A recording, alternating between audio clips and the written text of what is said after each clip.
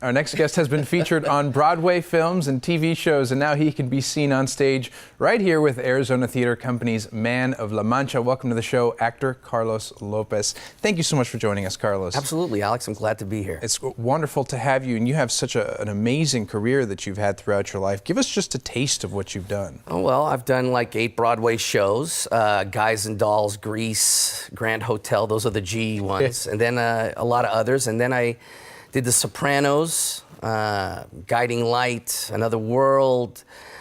I just finished doing a movie called Late Phases, a werewolf film. I played a postman in that, and you can imagine how that turned out for me.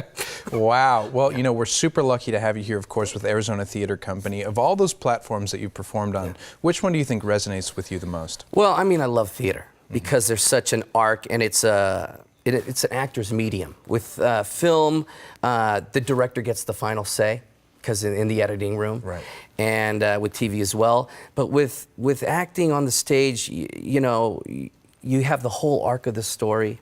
You go from beginning to end, and then you have the audience that helps you out.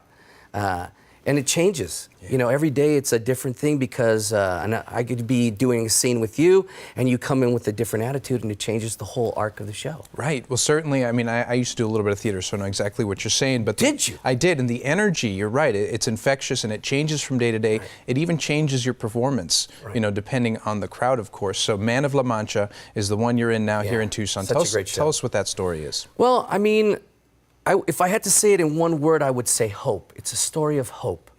A man gets taken into the bowels of this prison, and to save his life and the life of his, it's about Sancho. That's the character I played. No, and he has to save his life within this prison, so he has a story, and he engages the prisoners of this with this story of hope. And he makes people see a better part of themselves, and he helps people who have no hope and say, if you see the world this way, your life will be better. And people that feel that they can't change, do change. And I think that's part of the wonderment of theater too, isn't it? Yeah. That a person can come in from a day where, you know, the news hit them or something happened at work, and it changes their life for that moment. That 2 hours that we perform for them, their life is lighter. You know? Yeah, they can take a vacation from their life and, like you said, give them the motivation to go forward. And that's really what's at the heart of this story, I imagine. Absolutely. So what would you say makes this show so special and so enduring? Well, I mean, it's been around since the 60s. And I think, I mean, especially in the times we're living today, isn't hope a great thing to have? Hugely. Yeah.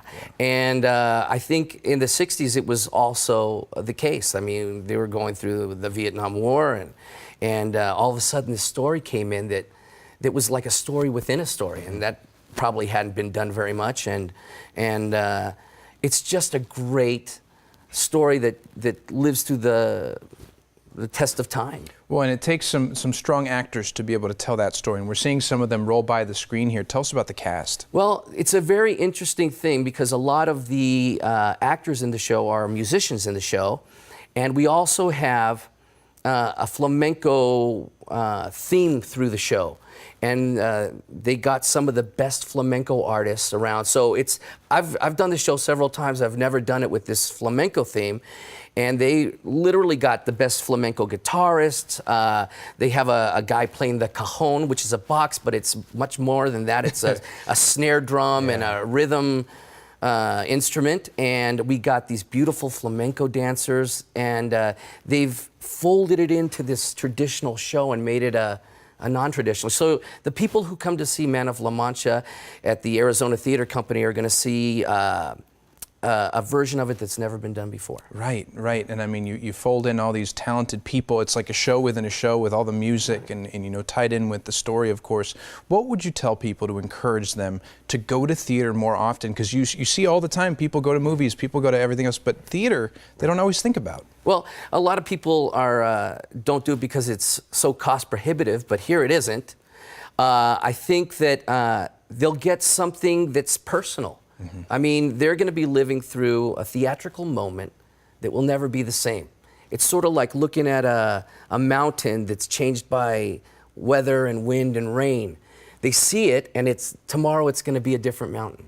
And they'll see the show, and they'll take with it their personal journey, and hopefully it'll change their hearts a little bit. Beautifully put, beautifully put. They're going to get inspiration, they're going to be able to see inspirational people like you, of course, tell these stories and really take them into the moment. So Carlos, congratulations on everything you've done. Thank you for so being much, here. Alex. Thanks for joining us. Thank you. Of course.